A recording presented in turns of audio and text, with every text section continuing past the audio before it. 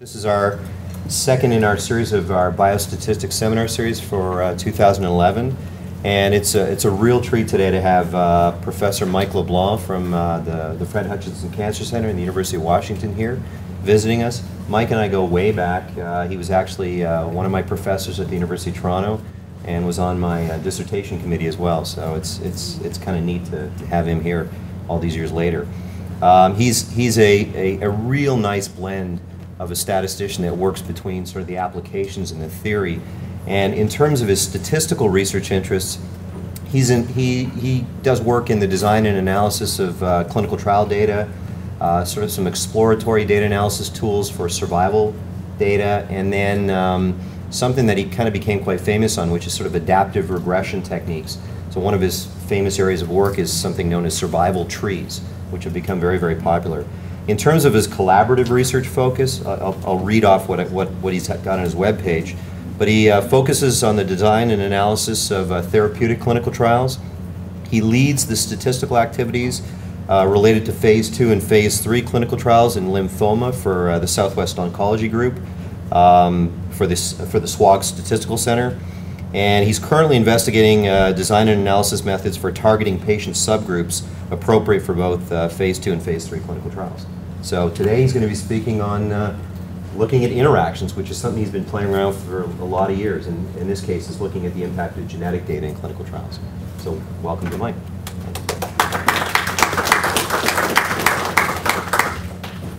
Thanks. It's a pleasure to be here. I'm told I'm supposed to stay pretty close to the podium, and my tendency is to wander a fair amount, so if I get too far over there, push me back. It's a pleasure to be here. It's also been great meeting with people and finding out what sorts of research topics they're working on and issues and working in trials. I'll give some disclaimers first and some things, because I think we have a pretty broad audience, some statisticians, some epidemiologists, maybe some clinicians as well. And so for the statisticians, I apologize, there are very few proofs. For the clinicians, I apologize, there's probably too much in the way of numerical things and a few symbols in places, so I apologize there. And to the broader audience, since you may not be interested just in trials in oncology, that's where I live, and so it's a lot of times it says trials, but of course there's specifics to where I do clinical trials or where I try to help out in clinical trials. And it's really in the helping mode that I try to learn a little bit of what's going on for my clinical colleagues and frustrations they have and frustrations I have. So I'm at the Fred Hutchinson Cancer Research Center, as Sunil was saying, and most of the collaborative activities related to the Southwest Oncology Group, where the statistical center resides. And it is a great pleasure to come back here and see Dr. Rao in a different role. I haven't changed much in my roles over time, so that's at least one of us is moving along. So in terms of content, this is mostly to remind myself what I'm going to try to talk about today. I may not get through all of it. So provide a little bit of background of why I'm interested in this problem, or why everybody seems to be frustrated with this issue, which is we develop new therapies that are hopefully targeted for specific molecular pathways or components of cancer patients. So in doing so, it seems like my clinical friends are believe that there's variation in efficacy everywhere. That may or may not be true, but it causes frustration in terms of actually developing a trial. And part of the reasons why we think we can get at that is because we have new and better types of data on those patient samples and tumor samples. I'll sort of focus the whole problem in terms of a simple mathematical model, thinking in models for associations, and so I'll spend a couple minutes doing that. And then say that, well, there are complicated ways, regression tree is one of the things I worked on a long time ago, one of the ways of analyzing that data, that maybe what are a couple of simple ad hoc things you can do to sort of filter the problem first. And so I'll spend more time talking about a couple ideas we played in the recent past, which seems like a little bit backwards and wrong ways of thinking, but looking for main effects when you're really looking for interactions, looking for interactions when you're really looking for main effects, and then seeing what you can do.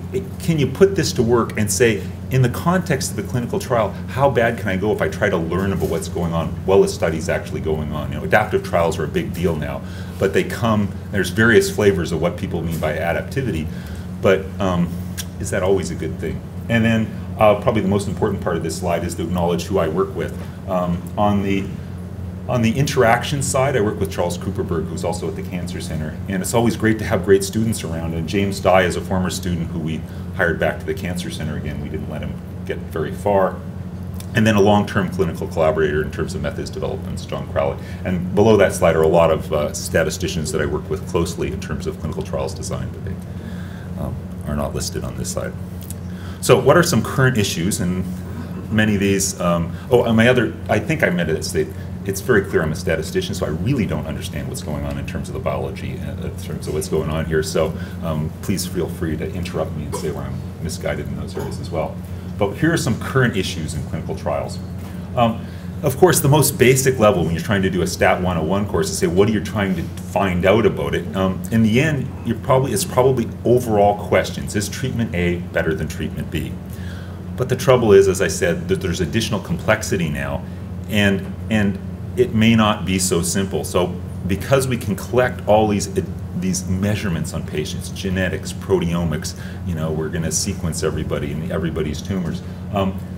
Can you target either the therapy or provide some inference in what's going to happen to certain patients? For instance, do you expect a higher toxicity? That's often happens, that there's probably some subgroup of patients who might benefit from therapy but are going to experience way more nausea and vomiting and things like that, so, as well as understanding biology. And to emphasize, these are overused terms, personalized medicine and stratified medicine, but we have to learn to live with them. I should say it's more of an opportunity. It's sort of phrased as a negative, but it's really both. So to put it in historical context, and because I work in lymphomas, I'll present a study here that was done, started in the mid-'80s.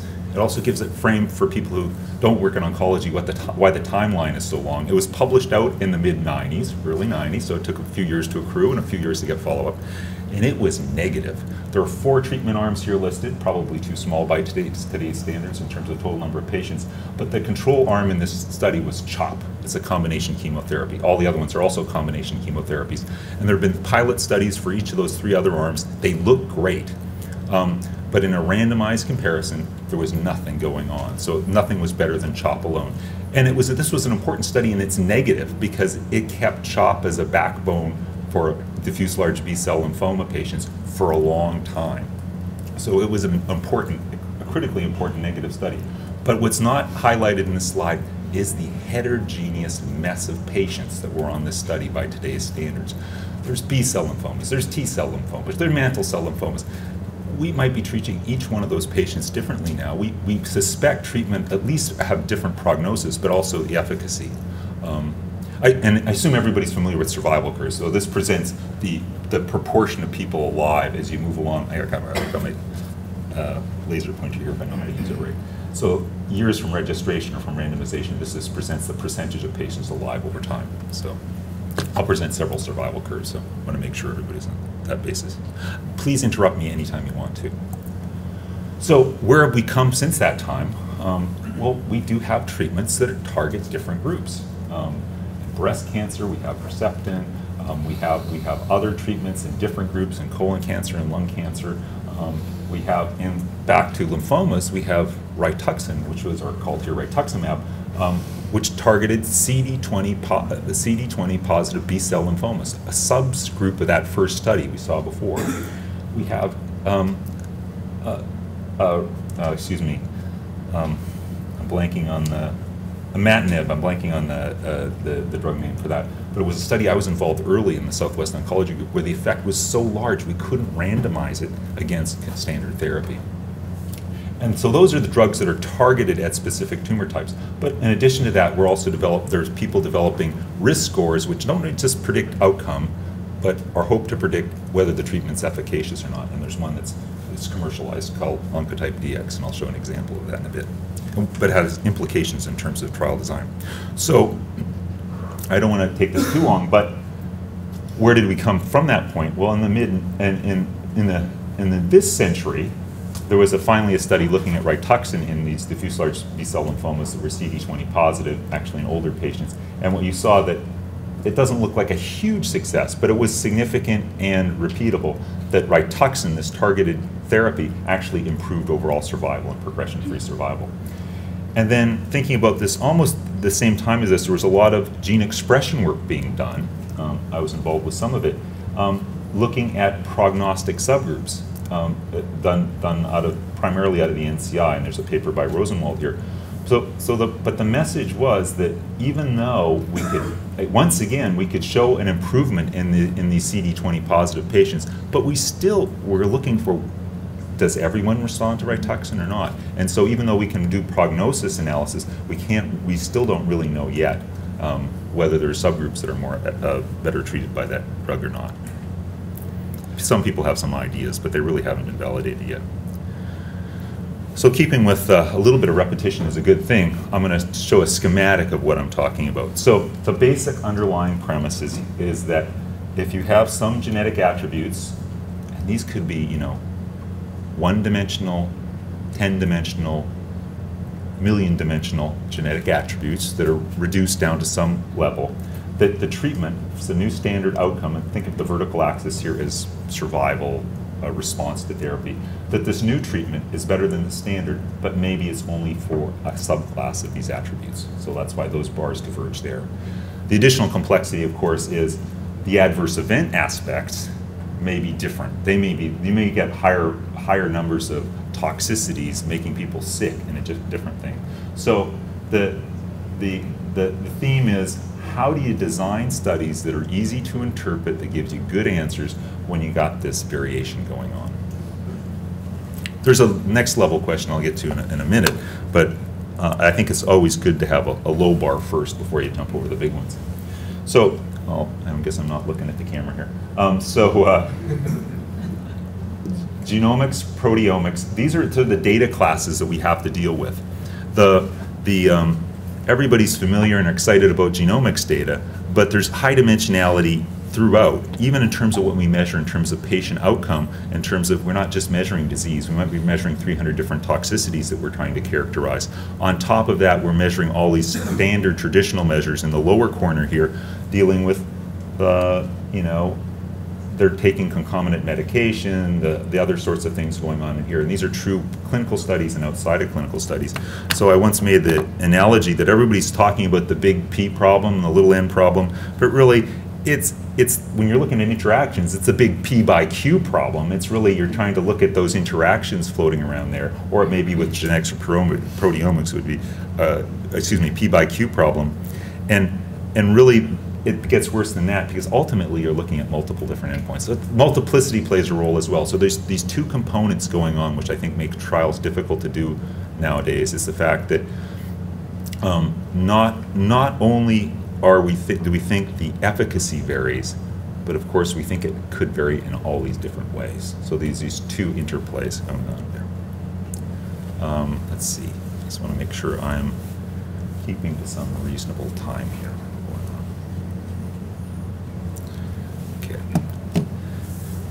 So characterizing this in terms of clinical trials, you can think of a very simple interaction model where there's a treatment effect, say a genetic effect. It doesn't need to be gene, it could be some other measurement on the patient, and some interaction potentially.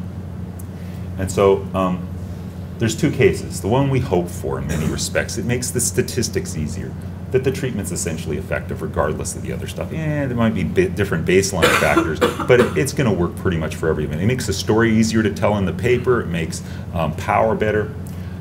But then there's the one where I've said a couple times now, where it makes more complicated. And so I just want to make it simpler and simpler as we show these examples before I make some proposals of what to do. So in terms of gene expression, that might be that treatment B is better than treatment A uniformly, even though there might be some prognostic effect or some main effect with respect to expression. This more complicated story is one where treatment B is better than treatment A in some areas and not in others. So for instance, there, treatment B is better, there, treatment A is better. There's lots of issues here. What do you tell people? Do you have power to detect it? What's going on? And so if you truly understood and believed this, you could come up when there are people who are interested in what the right treatment policy is. But again, I try to keep the bar as low as possible and say, well, I'm not going to go as far as a treatment policy. I just want to learn enough that I can help you design your next trial, not so much as make your, we'll wait for the trial results to actually show what's going to work or not. Let's just look at the steps to get there. But I also wanted to show a parallel. I work closely, Charles Cooperberg and others down the hallway, work a lot on GWAS studies, genome-wise association studies, and environmental factors. And so really this is the same problem. Statistically, it's a one where you might replace treatment by some environmental factor, and you're looking for a gene effect environmental factor, and it's how the gene and environment interact. So I just wanted to show the equivalent plot sort of outside the randomized clinical control setting.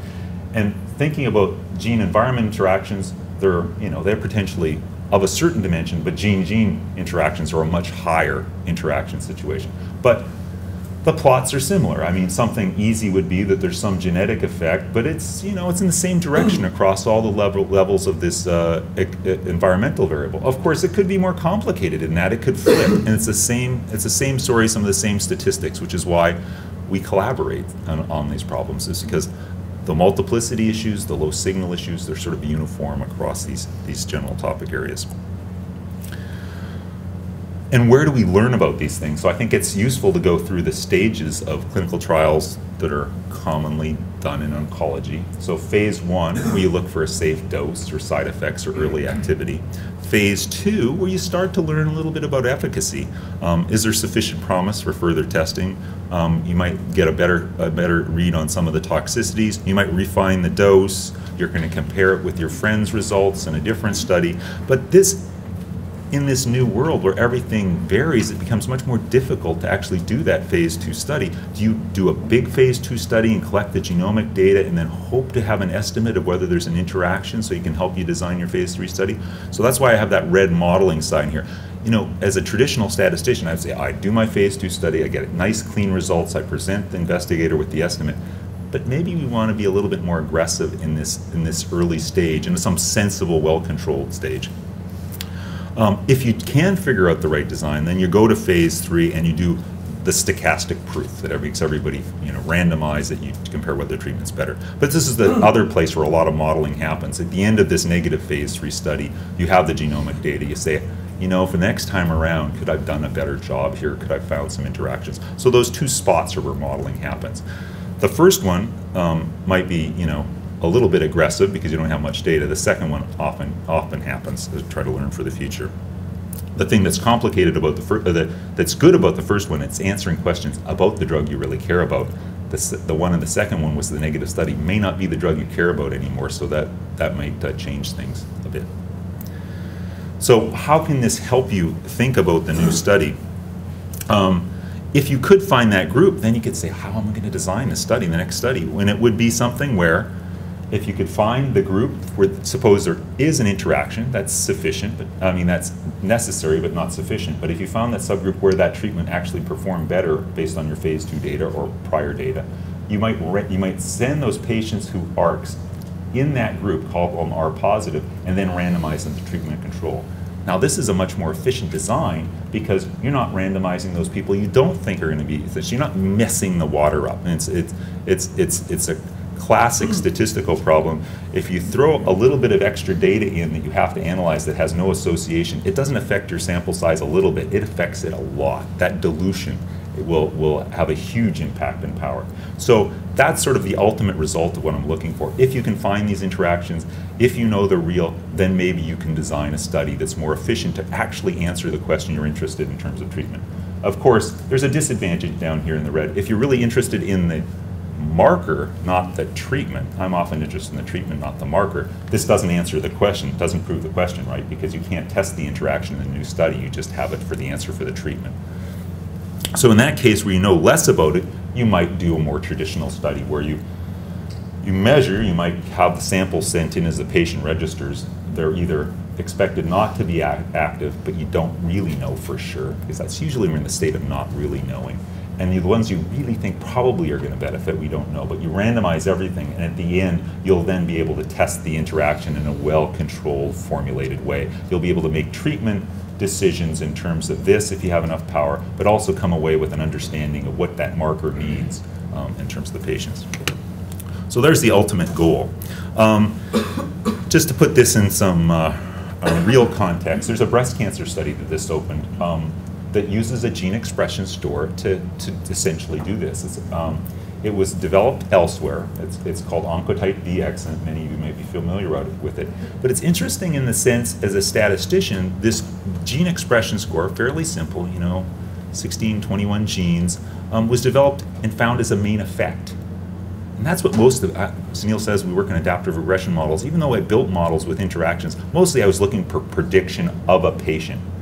But what we're talking about here with interactions, really you're trying to predict the treatment effect. So it's developed as a prediction of a treatment, but not, of a patient, but not of a treatment effect. So the interesting thing was when you actually applied this to other data sets, it actually showed which patients would benefit from chemotherapy or not. So now there's a new study to actually formally test that, to really sort of prove that hypothesis. And it's based on the fact that if patients have the right expression of that Oncotype DX score, one would expect chemotherapy to be helpful. As part of that, there'll be a second stage of trying to figure out what the right cut point is and how good that expression score is. And so I always like, this is a nice example. That's a simple idea. We're going to take the marker positives, we're going to randomize them. But of course, the reality is always, it gets complicated with the stuff you need to do. So the part of this slide, which is interesting, is that this gene expression score, lots of patients coming in. This is a big study. Lots of patients coming in. The gene expression score is measured. If it's greater than 25, you don't think those patients really aren't going to benefit from chemotherapy, so they're out. So think of that design I had a couple slides back. This is the targeted design. If you're less than 25, you're going to have to discuss the randomization. You're probably going to lose a few patients there. But then these patients are going to be randomized to chemotherapy, no chemotherapy, with the difference in therapy there. You're going to measure the gene expression score between 13 and 45 and stratify in that. But you also do some analyses later on. So this is that targeted design, if you're so lucky to find the expression score to take you there. How do I think about this? Now I'll get mathy for a sec. How do we want to think about all that stuff? This varying effect idea has really been around a long time, and really it's thinking about all sorts of classes of regression models where you think about two components. This might be treatment Z, X some other covariate values, and there's a main effect, there's a prognostic effect of X, but there's also the relationship of treatment to outcome depends, with Z is treatment, depends on these covariates. So it's an interaction model, but you think of that smooth curve, and that's what's going on underneath mathematically. And in terms of thinking about statistics, it's probably easier to think about if you partition the variables into U and V, where U are solely prognostic variables that don't affect treatment. That might be, I don't know, pick one that for a certain disease that might matter, age or something like that within a range that might not affect. And V might be some genomic thing related to the disease itself. And you want to be able to track those that are varying with respect to those values. So now this is the slide that it gives me more of a sense like it's a field trip, not a field trip. I was presenting in front of my son's class. So what exactly we're talking about in terms of a trial? We're trying to try to either not only estimate those prognostic groups, those low-risk subgroups, or those high-risk subgroups. We're going to try to characterize those places where the treatment effect works. Thinking about this, whether it be a cohort study or a survival study. That's in pictures what we're trying to do. And the reason why I draw them in terms of subgroups is, even though I believe those varying effect models are smooth, I believe the truth is usually smooth underneath it all. You have to design a study that either has somebody in it or doesn't have somebody in it. So that's why I present things in subgroup-centric sort of ways. And so we'll think about those varying effect models in that way as well. So basically, ultimately, at the end, you're going to have to describe a group of patients you're going to study. You're going to have to specify some model for the patients in that group. This is sort of an average model for everybody in the subgroup. There might be a smooth underlying model generating this, but that's describing what's going on with the patients. And this very important function here, it looks nice. It looks like might be real mathematics because it has an integration sign there, but it's really not. What it is it says how many people or what fraction of people are in that group. So these are clear functions. Everything that comes to my mind when I'm helping somebody design a trial. I want to know the effect. I want to guess at the effect in the group, but also be able to tell me how many people I'm going to be studying. And so methods ultimately that help me describe the patients that are on the study, tell me the model for the patients that are going on the study or the effect size, and also tell me what fraction of patients in the group are really, that's the triple that's important. And these might be models to represent that. So not to spend too much time, but so underlying all of these ad hoc methods, that's kind of what's in my head when I'm doing them. And this slide I put in 2 days ago. I promised myself I wasn't going to talk about trees and subgroups, but this is mostly for Sunil's sake and others, since I played with this so much. If you get to that point in time, then there are tools available to help you describe those boxes, and these are tools that describe these subgroups that you're having to act on. The most famous being regression trees and survival trees, which essentially partition data and give you these rules. More recent ones that we worked on for SNP data that have binary things called logic regression, but essentially give you rules like this. And the most recent one, which nobody seems to like, even though I thought I gave it a great name like extreme regression, but it gives you rules like this as well. And so you can Google search those ones, and they're probably up on my website. But those, if you get, this is sort of, if life was so good you get to that point, these are the places maybe where you should go. But what I'm going to spend the remaining part of my talk talking about is variance control, which is the bottom of this thing. To get there, you have to be able to pick the variables you have a chance of finding the interactions in, because these are very adaptive procedures. And as great as these adaptive procedures are, as you can see here, they're quite discrete. They look for cut points and things like that, so you need to sort of control the variance going in. So go simple. This is the message I'm going to try to convey. So how were some ad hoc ideas we've tried in the past to do this? And I agree, it was probably much more principled statistical ways of going at this, and several in the audience would go there. But since I'm a pretty applied statistician, I'm just going to talk about some ad hoc ways of getting there. The first one being, as I said before, look for lower order things before you look for higher order things, but that's sort of a traditional statistical, that's part of our statistical bread and butter. Don't go for something more complicated before you can find a simpler solution to your problem. But this technique is sometimes useful in the sense that the higher order question has a lot more dimensionality, so it's mostly a shifting thing, of trying to keep filtering thing. Number two, which relates to clinical trials a lot, and I'll spend a bit more time, is if you think the treatment really does vary with respect to that marker, then build that into your design, build that into the look for it, Commit yourself to a little extra looking in a well-controlled way. And finally, if I do get a chance to do that, since I probably will run long, is saying, what happens if you do that too fast? So those are the contributions. So what's strategy one? One is to focus on interaction, but only consider those variables that are most promising. So do a filter, but do a filter on the main effects. And it's easiest to think about this in linear regression. It works for logistic regression, for binary data, for survival data. It becomes a little bit more complicated to keep everything the right. But in the linear case, think about a model that involves x1, x2, x1, and x2, so we'll keep it completely generic. And a main effect model that many of us statisticians might fit if we're interested in a single variable would be a model in x1. That might be the first thing we'd fit. And then also we'd be interested in this interaction effect. The thing to take away from this is this estimate here and this estimate here are essentially uncorrelated. And so you can construct all sorts of test statistics where the first look at the data is uncorrelated with the second look at the data. And what that means is you can filter 1,000 things to begin with, and then look at the 10 most interesting ones marginally and say, oh, I'm going to test interactions in those.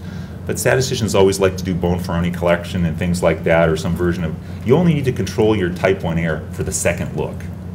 Kind of makes sense. The first one's independent, the second one's pretty easy. And you think, oh, this must work in general. But it actually takes a little bit to actually get the proof through. And this is James Dye's work, where if you construct all these estimators and they're normal, Gaussian, which most of them are pretty much, then if they're uncorrelated as the sample size gets big, this arithmetic says, and this is the second stage interaction testing, is down here, you look, here's the alpha divided by some number. It says, oh, I only need to divide that alpha by M0, which is the second stage number of comparisons. So you get to look a lot for free on the first stage as long as you specify in the second stage. It comes at a price that if you're really unlucky, if the gods are malicious, you will have missed those interactions because they'll be perfectly hidden. But if things are not so bad, you might have caught some of them, and then you don't need to pay for that second look at the data. So this actually is nice because the filter couldn't be not just on a main effect, it could be any sort of constructed, sensible, orthogonal statistic at the first thing. So that's one of the things we've done to try to limit dimensionality in looking for interactions. The other one is, and I'll spend a few more slides here, is one where you say, oh, I know there's a subgroup, let's go for that subgroup first. So these are some examples of associations I might be looking at. I might be interested in genetic associations with survival. I might be interested in severe toxicity markers. Those are main effects, but can I find those main effects? Help me find them by looking for a subgroup effect first. Or I may also be interested in interactions, and those second bullet points are interactions. The last one, say, for instance, is there a genetic association if only in a subgroup of patients? So for instance, suppose the association is only in smokers, and now I'm veering away from my clinical trials examples into my colleagues in genetic association studies. But the same idea, if the effect is strongest someplace, I can't really know exactly where it is, but if I have an adaptive algorithm and find it in a well-controlled, variance-controlled way, that might help me do some filtering. So this is the picture. I think my simple schematic, my limited PowerPoint drawing will take me there. It shows 4 boxes, and it says, suppose there's some weak marginal effect. And so think about the yellow and blue representing response from therapy for these two groups of patients. If I could throw away some of the data or downweight it, I might see a stronger effect. If I could throw away more of it, I'd see a stronger effect. If I throw away more, I'd see a stronger, the intensity being how strong the effect is. Now, those of us working in clinical trials in oncology, we've done this before. We've been pulled into this. No, I know there's a subgroup of patients where the treatment works. I told it. That's really an okay thing. I was too resistant to this at first. You can do it, but you just need to be controlled. You need to understand the algorithm you're doing it. And so there's weak marginal association, but enhanced association with subgroup. That means if you're just interested in seeing whether it works in general, there are better ways to go look for that signal. So in terms of arithmetic, what am I talking about? Well, statisticians, usually all of our test statistics really look like sums of things. And so here I'm writing out score components. And really what I'm trying to say is here, if I could, the standard statistic might have all these h's in one. So basically think about this as a function that depends on some other variables and some parameter of interest, and these are the score components of the test I would do generally. It might be part of the log rank test between the two survival. It could be part of the binomial test that compared these, and there's a component for each variable. The message is, can we plug in some other number here rather than one to weight the right thing? And the answer is yes, you can. So if you think about this slightly more generalized version, we might have functions that depend on different clinical factors or genetic factors. We might have parameters in front of that stuff, and we're just going to weight these guys to make the test statistic standardized as big as possible. So this might be the marginal test, not doing anything like we do. This might be the test statistic when we say, oh, I'm going to let the data guide us a little bit on one variable. It might be expression, EGFR expression. And then this might be the test statistic. I'm not only going to weight it on that, I'm also going to weight it on some of their other clinical characteristics. And so there's a whole statistical world of boosting, but you can kind of think of this as boosting in a different way. You're directing your boosting right at the interaction, not at the overall prediction. Boosting's been very popular in thinking about improving my prediction rules. Think of it as a off-the-shelf, making everything better sort of algorithm, putting it that way. But here what you're trying to do is you're focusing it just on the interaction or the subgroup. So that's some of the work we looked at there. I will say in a more principled statistical way, rather than thinking about test statistics, I might have formulated this as a model that looked like this, where it involved some covariate factors and an interaction. And here I'm talking about gene by exposure variable interaction, not treatment, but some complicated function involve those things, and I'm just doing it in a very organized, estimating way, and sort of profiling out this solution. So there's sort of an ad hoc version, and then there's a model, but most of them I'm driven by also how fast I can actually program it at these ages as well.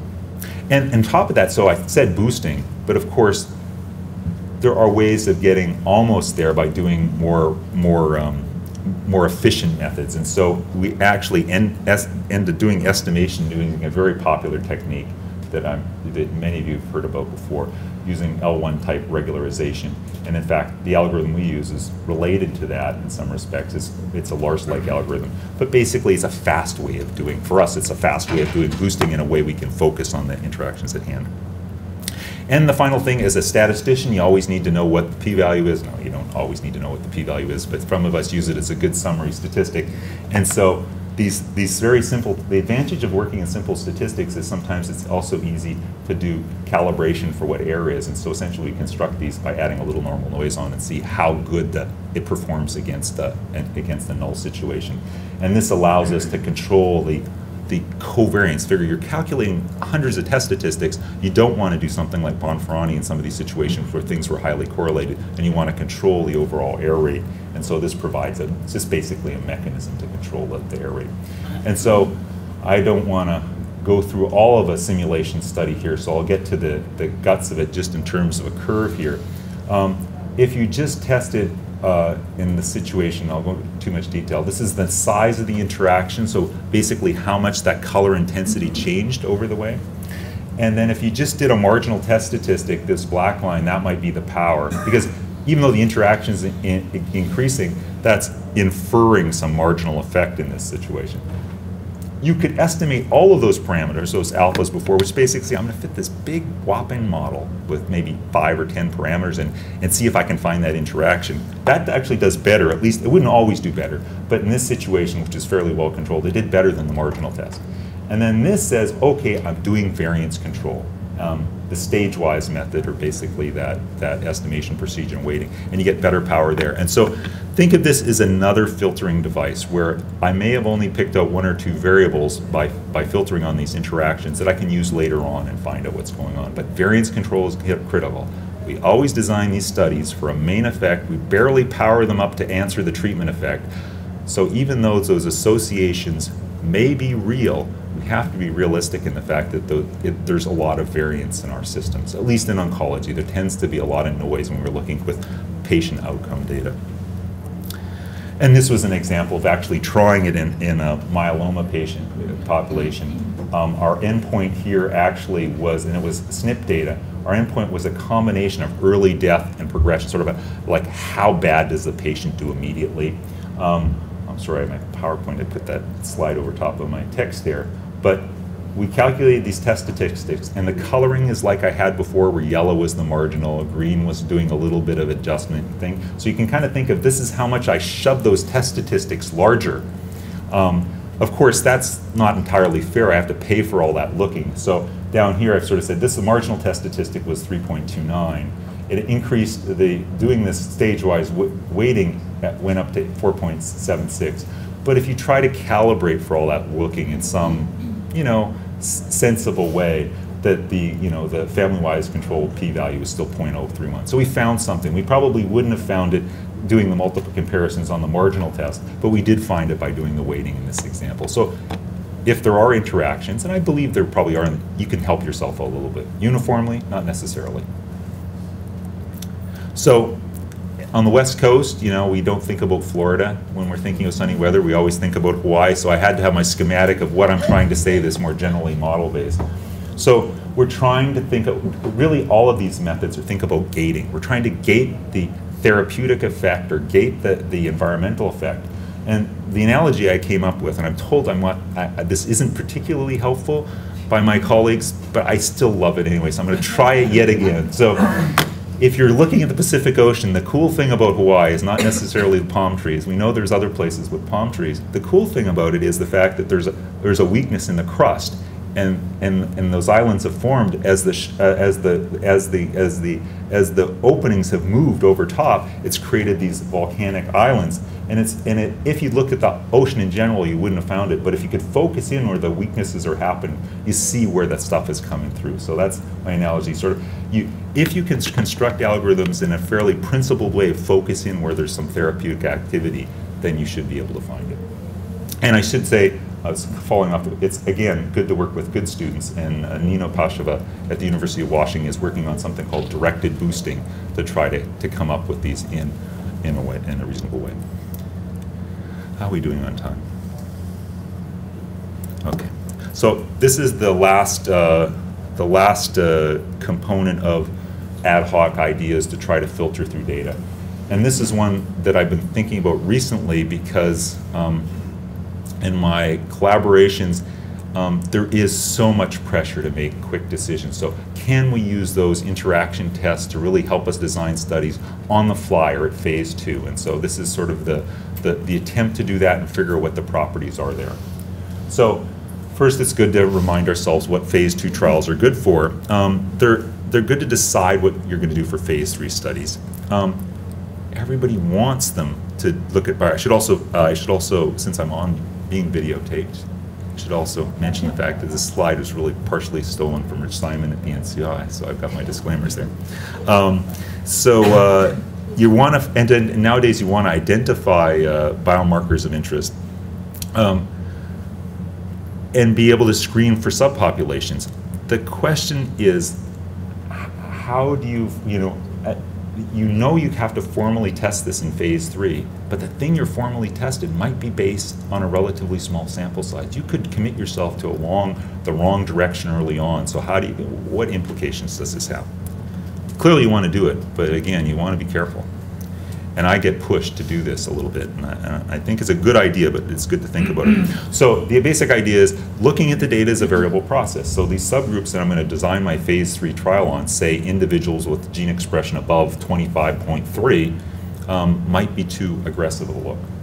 So how should it be able to be used? And this is, again, repeating that we just get pressure to do this all the time, at least in my opinion, at many levels, because people, you want to commit resources, you don't want to spend too much patience, you want to sound innovative. There's a whole section in your grant application called innovative. You want to be innovative, but what's the impact of being too innovative? So here's a design of a proposed Southwest Oncology Group study. Again, reality always seems to look far more complicated than the statistics getting there. But basically, what this happens, without going into too much of the details, is there's patients that are accrued. You test some markers. You do some modeling. If you're so lucky to find some things that look like they're predictive of treatment efficacy, you use them to develop a population you're going to test in your new study. The good thing about it is, if you don't find any, then you're just going to drop the biomarker analysis. So if you do some testing up front to say, did I really find something or not? So do something to assess reality or not. Of course, what this sometimes turns into is, I do this estimation, I find my subgroup, I dump the other ones, and that might be the problem, because you're not really, you're basing this on a small sample size. I thought I was going to have a bit more time and go through all the components here, but the basic guts is learn on the fly, make a decision, guide your analysis based on what you've learned on the fly. But if you're smart, how you choose this analysis, you probably want to cover your bases at the end and maybe test what you would have tested anyway without the adaptation. That's the saver in there. So I did a simple simulated example, but not to go through too much of the details. Generate some data, some prognostic factors, some efficacy modifiers, interaction variables, and a treatment indicator. I'm assuming I'm in the phase 2 setting with some historical data, but think about the model you have here from before, which is there's some prognostic, there's some variables that are prognostic, there's also effect modifiers in V as well. I don't list the main effect there. And then we generate some data, and this is a little bit more complicated. I had some historical data and some phase 2 data, and I mixed them together. But I'm doing an analysis that's based on these subgroups. So the marker value is saying, I'm going to look at those regions R that I described many slides back and said, I'm going to do an analysis on each one of those analyses, and I'm going to guide, and I'll find the best one, and I'm going to do my primary analysis on that subgroup. So basically, I generate some interaction data. I'm going to guide my decisions based on this interaction. I'm going to do the simplest thing possible. I'm not going to do complicated modeling at all. I'm just going to look for a simple subgroup on a single variable. This is pretty straightforward. What does that mean in terms of power? There's lots of test statistics listed here. I'll just go into a couple. But this is saying there's a main effect. Here, I'm going to say there's an interaction effect. So this represents two treatments, and this represents two treatments. It was the underlying simulation model. Here is the main effect term. Forget about all this adaptation. I'm just going to run a dumb clinical trial. I'm just going to look at the main treatment effect. This is one, it's a weighted, this was a complicated one of weighting between the two of them. This one said, this one down here, this pink one, said, I choose the best subgroup and I'll choose the overall test. Kind of like, I'm not sure, and I'm going to choose both of those together, sort of trade off my alpha, control my type 1 error. And if you look here in the main effect, I didn't lose hardly any power by doing this very simple combination of doing the adaptive thing, but also saying, since I don't trust the adaptive thing, I'm going to blow some of my type 1 error in the other one. The results are pretty much the same in this small sample size, doing this one and this one. This one, select is two versions of these choosing the best one and following that alone. And you see you lose a fair amount of power just because sometimes you were tricked in thinking it was a subgroup and really the treatment worked overall. So it's usual statement, that you went between those two. If there is an interaction, that's where you buy a lot, because if you just done the main effect, you'd be down here under this black line. But using any one of these weighted ones, main subgroup combinations, you retain much of that power of the interaction. And even select, which should be the best as far as an interaction, I'm just going to pick that group that works the best. You'd think it'd probably be the best strategy. It still loses because if the interaction is such that the treatment effect is more broader seen than just a small group, then you won't see that effect. So what do you take away from this is the fact that it's helpful, but you got to be careful not to make that too strong a decision. The other thing, talking to people yesterday, I realized is this is also an example of sort of model averaging and not using the simplest possible model. The simplest possible model is to say, I found a subgroup I'm really excited about, I'm going to do the study. Sort of a more complicated but tougher to describe to people issue is like, well, I think I know that subgroup, but I'm not sure about it, so we're going to do the whole study, but we're going to place some of our emphasis in the group that I think it's more there. It's sort of a mixture of these two models, a main effect model and interaction model, and if you use that as your paradigm, it's much more powerful. So it's kind of like, given an example again yesterday, which was, do I have a model for gene expression? Do I always want to tell my friends that the prediction model only has 3 variables in it because it's easy to tell my friends? No, I probably don't want that because it doesn't predict as well. I'm going to tell them it really depends on 15 or 20 variables or 100 variables. Say maybe these are the 3 most important, but really the model is a more complicated model to get better predictions. This is kind of analogous to that. You don't necessarily need to make the simplest story possible, and you don't need to necessarily make a decision based on limited data. The performance here would have been better had I done 10 times as many data samples and done that. I wouldn't have lost those along the way. Question or? No. Oh, okay. Just waiting. I have a couple of questions. Okay. So here are my concluding observations, which probably would have been my concluding observations before I started, but I'll do them again anyway. This is a big, noisy system. We're doing trials, and people that are, no matter how much we characterize them, there's so many intervening events from the genomics and other things from what their outcome is. So it's critical to understand where that variation comes from, both in terms of what's going on. The parallels for me are kind of interesting, the fact that I'm working on the same problems as the guy down the hall in many respects, that we're both trying to untangle these associations for different purposes. The G by E studies are really interesting because they're very high dimensional, say million SNPs, and mine are much smaller, but with smaller data set samples, similar ideas. The multiplicity remains an important issue to deal with. especially with the weak effects that we think of overall treatment effects. And because the inferences are so important, I mean, the inferences are always important, but it seems to me that you're trying to, you might commit, if you don't carefully think of what the inferences are, and maybe these aren't the best way to think about inferences, but we'll await the better ways to do it in the future, you could sort of stop development of the compound because you're just too believing in that subgroup. I mean, it could be a broader, weaker effect that you've lost. In terms of techniques, I do think sometimes looking at the subgroups in some way is helpful for looking for main effects. And the final one is, and this is reason why, when whoever comes into my office gets a quick answer is, I hate to make a decision quickly because I'm almost sure it must be wrong. So I think it applies as a general rule in terms of the phase 2, that you don't want to make a strong, to cover your bases, say, no, I think there's an 80% chance it's going to rain tomorrow, but there's a 20% chance it might be sunny out. And I think that's probably important in terms of designing those phase 3 studies. And just in case you haven't believed interactions are important until now, I present to you the slide of how we develop our NCI-funded clinical trials to show you interactions are fundamentally important in the sense that how studies at the Southwest Oncology Group and other groups get approved. They get approved. CTEP Sensor is our NCI collaborators and colleagues. We develop proposals. They go to steering committees, recently developed. They're reviewed. They'll often go back to the cooperative group to reassess what our design strategies are. The NCI will be involved. This all has strict timelines because I don't want to spend too long. So there's interactions all over the place. It also is a reminder, no matter what we come up statistically of what we want to do with, it's a big collaborative process, and so there's many constituencies here to address along the way. I just thought this was such a cool slide, and since I'm a biologist and I don't have all those arrows that go between bubbles that I never understand, this describes what I do on the other side of my life.